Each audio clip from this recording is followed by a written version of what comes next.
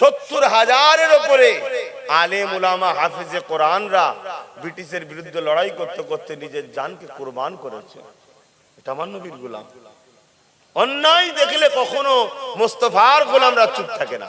সে অন্যায় পুরুষের উপরে হোক, নারীর উপরে হোক, মুরব্বীদের উপরে হোক, বাচ্চাদের উপরে হোক, দেশের উপরে হোক, অন্য ধর্মের মানুষের উপরে হোক, যারই উপরে হোক, মুস্তাফার গোলামরা সবসময় মজলুমের পাশে দাঁড়ায়, মজলুমের পাশে দাঁড়ায় আর জালিমের বিরুদ্ধে লড়াই করে। যদি তানার নিজের ছেলেও হয়, তানার যদি নিজের ছেলেও হয়, তথাপিও ছেলের পাশে মুস্তাফার গোলামরা দাঁড়ায় না।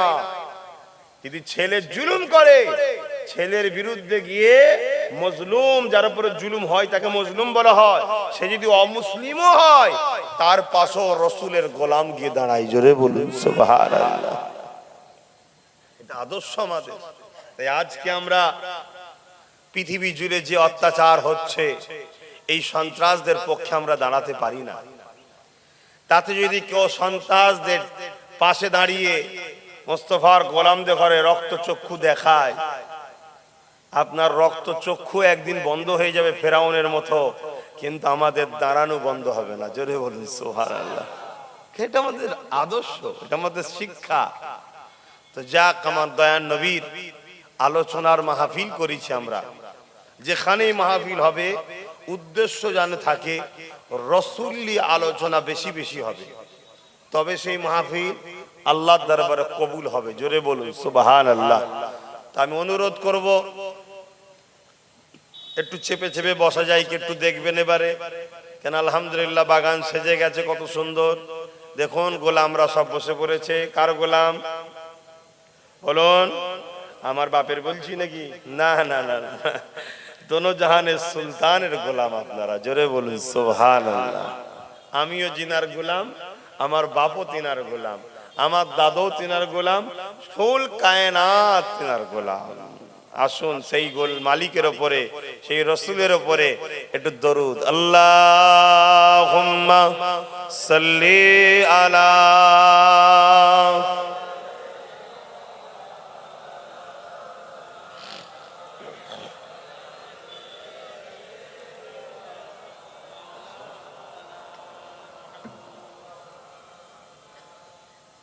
চারটে আজান,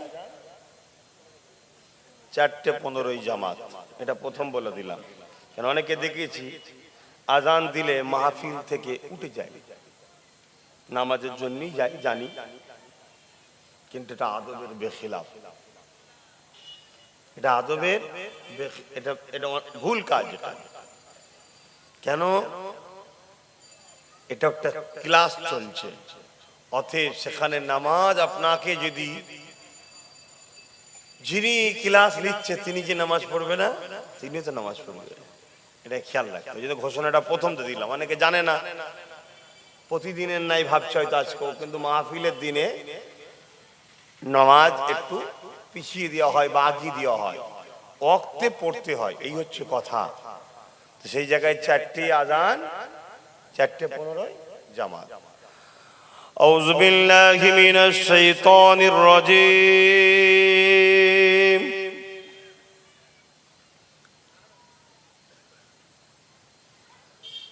বিসমিল্লাহির রহমানির রহিম।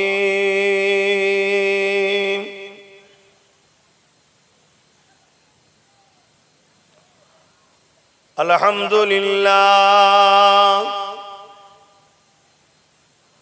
আলহামদুলিল্লাহি নাহমাদুহু ওয়া নাস্তাঈনুহু ওয়া নাস্তাগফিরুহু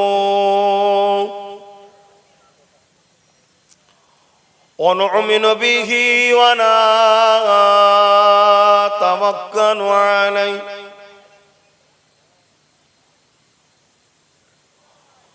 ওয়া নাউযু বিল্লাহি মিন শুরুরি আনফুসিনা ওয়া মিন সাইয়্যাতি আমালিনা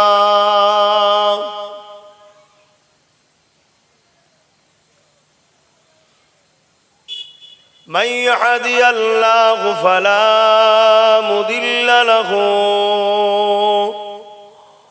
ومن يضلله فلا هادي له ونشهد أن لا إله إلا الله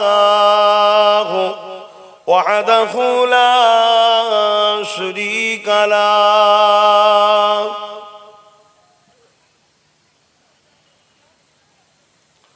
ونشهد أن سيدنا وحبيبنا ومولانا محمدا عبده ورسوله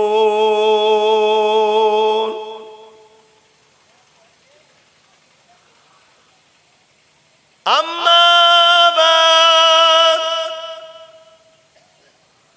فيا أيها الحاضرون رحمكم الله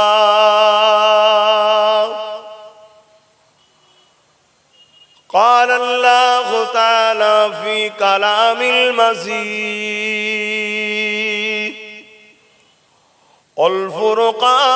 والفرقان الحميد إن الله وملائكته يصلون على النبي يا أيها الذين آمنوا صلوا عليه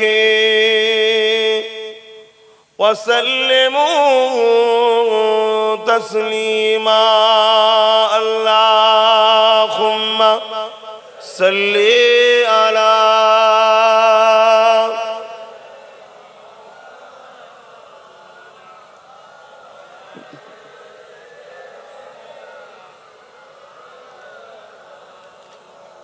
প্রত্যেকটা ভাইকে বলবো জবান খুলে দরুদ পড়ুন। আশা করছি সবাই পড়ছেন। যদিও কারো জবান দিয়ে দরুদ না বেরোয়, জানবেন আপনি কতটা নসিব খারাপ যে একা যখন থাকি তখন তো পড়তে পারি না, কিন্তু একসাথে হয়ে সবাই পড়ছে, এখানেও বেরোলো না দরুদ। অথচ দরুদ পড়ার হুকুম আল্লাহ দিয়েছে, সাল্লু, দরুদ পড়ো। দরুদ পড়লে কি হয়? যে দরুদ পড়ে আল্লাহ তার 10টা গুনাহ মাফ করে, 10টা মাকাম বাড়ায়, 10টা নেকি দেয়। জোরে বলুন সুবহানাল্লাহ। দরুদ পড়লে কি হয়? তার এবং তার বাপের নাম ধরে রাসূলুল্লাহ দরবারে দরুদটা পৌঁছানো হয়। জোরে বলুন সুবহানাল্লাহ। দরুদ পড়লে কি হয়? নবী বলছেন কিয়ামতের দিন আমার কাছের তারা হবে, আমি শাফাআত তাদের করব। জোরে বলুন সুবহানাল্লাহ। এরপরেও যদি আপনার মাহফিলে বসেও দরুদ না বেরোয়, আমি তা সবার মুখের দিকে চেয়ে দেখতে পাচ্ছি না। আপনি আপনার বিবেককে প্রশ্ন করুন, আপনার দিলকে প্রশ্ন করুন যে হায় আমার এত খারাপ হলাম কি করে, আমি এত খারাপ হলাম কি করে? যে যা ধর্মীয় স্লোগান দিচ্ছে, আমি ইসলাম ঘরের ছেলে, এটা আমার কাজ, এই দরুদ আমায় পড়তে হবে। কর্মজীবনে ব্যস্ত, বিভিন্ন জীবনে ব্যস্ত, পড়তে পারিনি, কিন্তু একটা বাহানাই তো সবাই এক জায়গায় হয়েছে, এখানেও তো পড়া দরকার, কিন্তু এখানেও বেরোচ্ছে না। তাই সবাই পড়ুন আল্লাহুম্মা সাল্লি আলা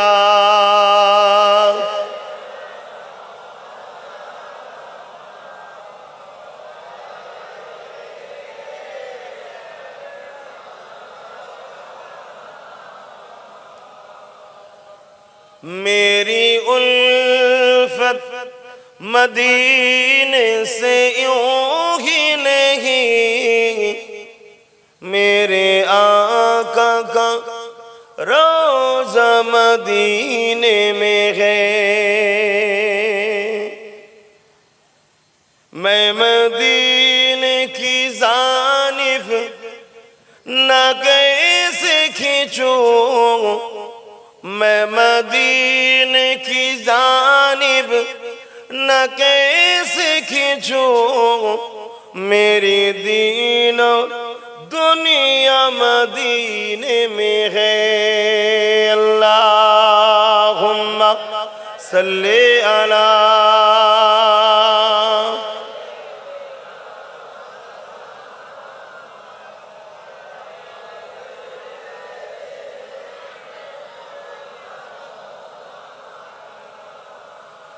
कलमे ला इलाहा इल्लल्लाह ला इलाहा इल्लल्लाह ला इलाहा इल्लल्लाह मुहम्मदुर रसूलुल्लाह हस्बी रब्बी जल्लल्लाह मा फी क़ल्बी खैरुल्लाह हस्बी रब्बी जल्लल्लाह मा फी क़ल्बी खैरुल्लाह नूर मुहम्मद सल्लल्लाह हक़ ला इलाहा इल्लल्लाह ला इलाहा ला इलाहा इल्लल्लाह ला इलाहा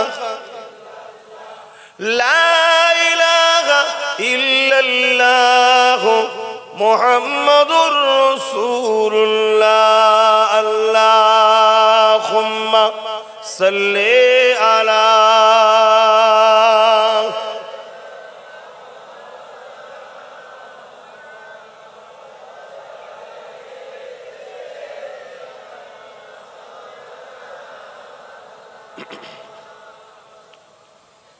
وقال الله تعالى في كلام المسيد الفرقان الحميد وما خلقت الجن والإنس إلا ليعبدون আমার আব্বা জানেরা পর্দা নিশিনা আমার আম্মা জানেরা আমার ভাইয়েরা আমার বোনেরা ছোট ছোট বাচ্চারা এসেছি আল্লাহ নিয়ে এসেছেন গত বছর মনে হচ্ছে আসতে পারিনি এবছরও না আসার চান্সটাই বেশি ছিল কেন গতকালকে রাত 1:30তেই ঘরে ঢুকেছি মালদায় গিয়েছিলাম জলসা করেছি সঙ্গে সঙ্গে আবার নামাজ পড়েছি আসরে বেরিয়ে চলে এসেছি শরীর খুব ক্লান্ত গত বছর আসিনি বলে ভাবলাম আজকে যাই কালকে রেস্ট নেব অর্থাৎ কালকে যা জলসা আছে সেখানে খোঁজ নিলাম আরো হুজুর মাওলানা আছে তাহলে একজন না থাকলেও অসুবিধা নেই কিন্তু আজকে তো কেউই নেই ওই জন্য কষ্ট হলেও এসেছি সবচেয়ে বড় কথা এটাও আল্লাহর হুকুম আল্লাহ আজকে আমাকে এখানে নিয়ে আসবেন আমি হাজারো চেষ্টা করলে না করতে পারবো না তবে কালকে নিয়তটা পাকা করলেইছি আল্লাহ যেন কবুল করলে কালকে একটু যাব না তাহলে তারপর দিন শুক্রবার তাহলে 2 দিন ছুটি হয়ে গেল শুক্রবার আমি জলসা করি না একটু রেস্ট পেয়ে যাব তো ভাইরা আমার একটা কোরআনের আয়াত তেলাওয়াত করেছি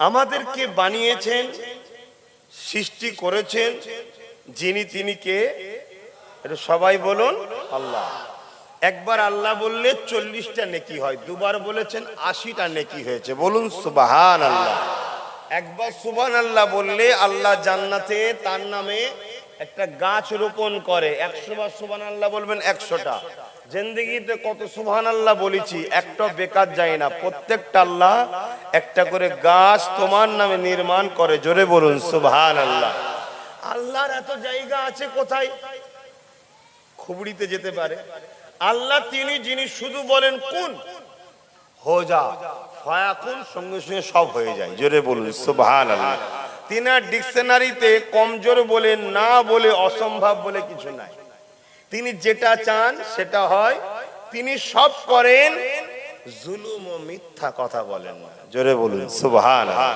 তো ভাইয়েরা আমার এই যে পৃথিবী এটা একটা গ্যালাক্সি এরকম লাখো হাজারো কোটি গ্যালাক্সি আল্লাহর রয়েছে এই একটা পৃথিবী দেখে আমরা মনে করি বিশাল পৃথিবী না বিশাল নয় এই পৃথিবীটা কতটা প্রথম আসমানের কাছে একটা ফুটবলের নাই, এরকম ছোট্ট। প্রথম আসমানের কাছে এটা ছোট্ট, এরকম কয়েক লক্ষ হাজার কোটি গ্যালাক্সি পৃথিবী আল্লাহ তৈরি করে রেখেছে। তাই তো দয়ান নবী বলেছেন, আমরাও শোনাই আপনাদের ঘরে, কি এক একজন আসমান জমিনের মতো এত বিশাল এলাকালে জান্নাত পাবে। জোরে বলুন সুবহানাল্লাহ। আর এই বিষয়টা নিয়ে জিবরাইল সাল্লাম প্রশ্ন করেছিলেন, আল্লাহর কাছে জানতে চেয়েছিলেন যে আল্লাহ এই বিশাল জান্নাত ঘুরবে কি করে? আল্লাহ বলেছিল, দুনিয়ায় যাও, মদিনার নবাবী থেকে শত শেষ যে মানুষটা বেরোবে তিনাকে জিজ্ঞেস করবে যে জিবরাইল কোথায়। জিবরাইল কি পাঠাচ্ছে? আর বলছে জিবরাইল কোথায়, এবং তুমি মানুষের সুরাতে যাবে, তোমার হাকিকত সুরাত যেন গোপন থাকে। তো শত শেষে যিনি বেরোচ্ছেন তিনি সিদ্দিক আকবর, তিনাকে জিজ্ঞেস করছে জিবরাইল কোথায়। উনি চোখটা বন্ধ করলেন, এক মুহূর্তের মধ্যে বলছে আপনি জিবরিল। জোরে বলুন সুবহানাল্লাহ। কি করে বুঝলেন? না আমি সব জায়গা ঘুরলাম, সাতবক আসমান জমিন কায়নাত যা কিছু আছে সব দেখলাম, দেখার পরে আপনাকে খুঁজে পাচ্ছি না। তখন ভাবলাম যে ম্যান আমার সামনে দাঁড়িয়ে আছে, ইনার দিকে তাওয়াজ্জুহ দিই। আমি অন্তর্চক্ষু, তিনটে চোখ। কটা চোখ? একে চন্দ্র, দুয়ে পক্ষ। এটা কে লিখেছে? ঈশ্বরচন্দ্র। সে একজন অমুসলিম হয়ে তিনটে চোখ দিয়েছে। আজকাল মুসলমানরা তিনটে চোখ পায় না, বলে দুটো তো তিনটে কোথায়? আর একটা চোখ হলো কালবের চোখ, অন্তরের চোখ, হৃদয়ের চোখ।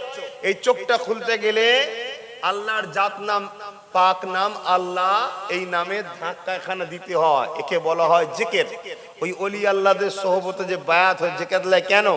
এই কলবটা খোলার জন্য। যে চোখ গরিবের নওয়াজের খুলেছিল, সাতটা আসমান থেকে সাতটা জমিন পর্যন্ত, আসমান জমিন পর্যন্ত সব আল্লাহ দেখিয়েছিলেন। জোরে বলুন সুবহানাল্লাহ। তো গরিবের নওয়াজের যদি এত চোখ থাকতে পারে, রসুলে পাকের প্রথম সাহাবী এবং রসুলুল্লাহ শ্বশুর জীবন সাথী সেই নবী পাক সব সময় উঠা বসা করেছে, তাহলে তিনার চোখের ক্ষমতা আল্লাহ কত দিয়েছে। আমি তখন আপনাকে দেখলাম, আপনি হলেন জিবরাইল। তখন আল্লাহ আওয়াজ দিয়ে বলছে, জিবরাইল বলো, আমার এই জান্নাত ঘুরতে কি আমার বান্দাদের সময় লাগবে? যে বান্দা দুনিয়ার জিন্দেগিতে থেকে আল্লাহ দিয়া পাওয়ার থেকে এক মুহূর্তের মধ্যে সব ঘুরে ফেলতে পারে, আমি আল্লাহ ওই বান্দাগুলোকে যখন জান্নাত দেব, এমন তাদেরকে নিয়ামতওয়ালা বানাবো, এক চোখের পলক ফেললে যেমন আসমান থেকে নিচে চলে আসে। এটা কার দান? এই যে দেখুন আসমান, এই নিচু কার দান? আমি তাদেরকে এমন স্পেশাল ক্ষমতা দেবো, এক মুহূর্তে জান্নাত সব ঘুরে চলে আসবে। জোরে বলুন সুবহানাল্লাহ। এই ক্ষমতা সৃষ্টিকর্তার আছে না নাই? তা আমাদেরকে যিনি সৃষ্টি করেছেন, আমাদের বলতে মুসলমান,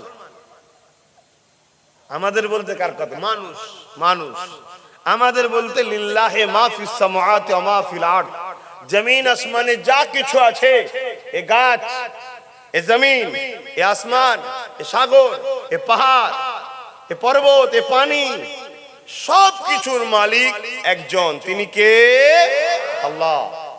এবং এই যা কিছু করেছে, এই গাছ আমাদের উপকারের জন্য, এ জমিন আমাদের উপকারের জন্য, এ আসমান আমাদের উপকারের জন্য, পানি হয় আমাদের উপকারের জন্য, সূর্য আমাদের উপকারের জন্য, চাঁদ আমাদের উপকারের জন্য, খাদ্য হয় আমাদের উপকারের জন্য। ধান গাছ আপনি লাগান, ফসল কিন্তু আপনি দেন না, গাছটা বাঁচিয়ে ফল আল্লাহ দেয় আমাদের উপকারের জন্য। যা কিছু আছে সব আমাদের জন্য। তা আমাদেরকে আল্লাহ বানিয়েছে কেন? দুনিয়ায় মারপিট করার জন্য, ফিতনা করার জন্য, গাঁজা খাওয়ার জন্য, মদ খাওয়ার জন্য, মা বাপকে কষ্ট দিবার জন্য, হারাম খাওয়ার জন্য, দেশেরকে লুটার জন্য, সন্ত্রাসী করার জন্য না। কি জন্যে? শুধুমাত্র একটা পরীক্ষা। দুনিয়ায় পাঠিয়েছে পরীক্ষা। ইল্লা লিয়াবুদুন, আমাকে খুশি করো, আমার দাসত্ব করো। জোরে বলুন সুবহানাল্লাহ। আমি বলতে আল্লাহ, আল্লাহ বলছেন আমাকে খুশি করো, আমার দাসত্ব করো। এবারে প্রশ্ন, আল্লাহ আপনার দাসত্বটা কি? আপনার দাসত্বটা কি? এই দাসত্বটা কি বুঝাবেন বলে আল্লাহ যুগে যুগে দুটো করে জিনিস পাঠায়। একটা হলো আসমানি কিতাব, আর একটা হলো কিতাবটা বুঝাবার জন্য নবী রসুল পয়গম্বর। 1 লক্ষ মতান্তর 2,24,000 শিক্ষক এসেছে। আল্লাহর পছন্দনীয়, আল্লাহ সিলেক্টেড। আর মোট 104টি কিতাব এসেছে, তার মধ্যে 4টের নাম জানি, তাওরাত, জবুর, ইনজিল। আর এই সব কিছুর উপরে শ্রেষ্ঠ শতশেষ চূড়ান্ত আসমানি কিতাব কোরআন, ফুরকান, কালামুল্লাহ শরীফ। জোরে বলুন সুবহানাল্লাহ। এই যে যত নবী রাসূল এসেছে মানুষের জন্য এসেছে, এই কিতাব এসেছে মানুষের জন্য, এবং কোরআন সর্বশেষ গাইড বুক, আর রাসূল মুহাম্মদ সাল্লাল্লাহু আলাইহি ওয়াসাল্লাম সর্বশেষ মেসেঞ্জার, আওতার, প্রফেট, রাসূল টোটাল মানুষ জাতির জন্য। যে মানবে সিলেবাস, যে মানবে শিক্ষক, সে কামিয়াবি হবে, রেজাল্ট যেদিন আউট হবে।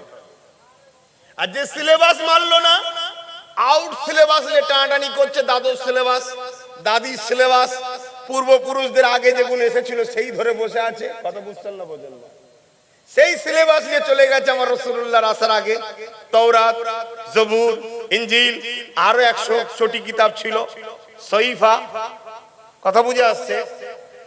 তাহলে কি হবে? আজকের পরীক্ষায় সে কিন্তু ফেল, শুনছেন তো নাকি? আর আজকে যিনি শিক্ষক, তিনার কথা মানলো না তো মুহাম্মদ রাসূলকে, সেই পুরাতন দিনে কে ছিল তানাকেই ধরে বসে রয়েছে, তাহলে বরবাদ হতে হবে। কেন? এটা সৃষ্টিকর্তার ফয়সালা। তার রিসেন্ট পৃথিবীর জন্য মুহাম্মদ রাসূল এসেছে। আর কোন সময় এসেছিলেন? যে সময় ছেলেরা মাকে শারীরিক নির্যাতন করত, যে সময় বাপেরাই নিজের মেয়েকে জ্যান্ত পুঁতে দিত, যে সময় শাসকেরা প্রজাদের ঘরে লুটত, যে সময় শাসকেরা বড় বড় স্টেডিয়াম তৈরি করে ভিআইপিরা বসে থাকতো, আর গরিবদের ঘরে সেই স্টেডিয়াম গ্যালারির মধ্যে ছেড়ে দিয়ে বাঘ এর সঙ্গে কুস্তি লড়াই করানো হতো, আর গরিবের ছেলেরা বাঘের থাবায় মারা যেত। এরকম একটা অসভ্য বর্বরতা, যে সময়ে ইনসাফ কি জিনিস ছিল না, ইনসানিয়াত কি জিনিস ছিল না, খুন তাদের কাছে আনন্দ ছিল, সেই সময়ের মানুষগুলোকে মহান সৃষ্টিকর্তা তিনার সৃষ্টির কারণ কি জানাবার জন্য সর্বকালের সর্বশ্রেষ্ঠ রাসূল, নবী, লিডার, পয়গম্বর, পথ প্রদর্শক আমিন আল্লাহ আব্দুল্লাহ হযরত প্রফেট মুহাম্মদ সাল্লাল্লাহু আলাইহি সাল্লামকে মানুষ জাতির জন্য শিক্ষক, নবী, রাসূল করে পাঠিয়েছে। জোরে বলুন সুবহানাল্লাহ। নবী খুলে আম দাওয়াত দিয়েছে, লা ইলাহা ইল্লাল্লাহ আনা মুহাম্মদ রাসূলুল্লাহ। আবু বকর মানলো, আবু জেহেল মানলো না, ওমর মানলো, উতবা মানলো না, উসমান গনি মানলো, সাইবা মানলো না, মওলা আলী মানলো, মক্কার হাজারো জালিম মুশরিকরা মানলো না। যারা মানলো না তারা জাহান্নামী, বরবাদ হয়ে গেল। আমার নবীরও কিছু হলো না, আল্লাহরও কিছু হলো না। কিন্তু যারা মানলো তারা আমাদের কাছে কত নিয়ামত, চোখের তারার থেকেও, জানের থেকেও বেশি নিয়ামত আল্লাহ। জোরে বলুন সুবহানাল্লাহ। আমরা সিদ্দিক আকবরের জন্য জান দিতে পারি, মওলা আলী শেরে খোদার জন্য জান দিতে পারি। কেন? তিনি আখিরি শিক্ষককে মেনে নিয়েছে, আখিরি কিতাবকে মেনে নিয়েছে। ঠিক না বেঠিক গোবাব? বুঝতে পারছেন তো নাকি? আজকের দিনেও মুহাম্মদ সাল্লাল্লাহু আলাইহি সাল্লাম কিয়ামত পর্যন্ত শেষ আল্লাহর পাঠানো মেসেঞ্জার, আল্লাহর পাঠানো শেষ নবী রাসূল। আমেরিকার জন্য মুহাম্মদ রাসূল শেষ নবী, জাপানের জন্য মুহাম্মদ রাসূল শেষ নবী, হিন্দুস্তানের জন্য মুহাম্মদ রাসূল শেষ নবী, এমন করে প্যালেস্টাইনের জন্য মুহাম্মদ রাসূল শেষ নবী, তাম ওয়ার্ল্ডের জন্য। এবং কোরআন হলো শেষ গাইড বুক। যে মানবে সে কামিয়াবি, যে মানবে না সে কামিয়াবি নয়। আমি মুসলিম ঘরে জন্ম হয়েছি, আমার বাপ পীর সাহেব মানুষ, আমার দাদু এক কথাই সবাই তার জন্য ফিদা। আর আমার পদ্দাদু পূর্ব ভারতের মানুষকে ইসলাম শিখিয়েছে। এর আগে ইসলাম ছিল না পূর্ব ভারতে, মুজাদ্দিদ জামান শিখিয়েছে। তারপরেও আমি যদি কোরআন ও মুহাম্মদ রাসূলকে না মানি, আমার কিচ্ছু দাম নেই। শুনছেন? কিন্তু আপনার এলাকায় কোন একজন জন্ম নিয়েছে হয়তো অন্য কোন ঘরে, কিন্তু সে আস্তে আস্তে যত বড় হয়, কোরআন ও নবীর প্রেমিক হয়, তার মর্যাদা অনেক উপরে। জোরে বলুন সুবহানাল্লাহ। অতএব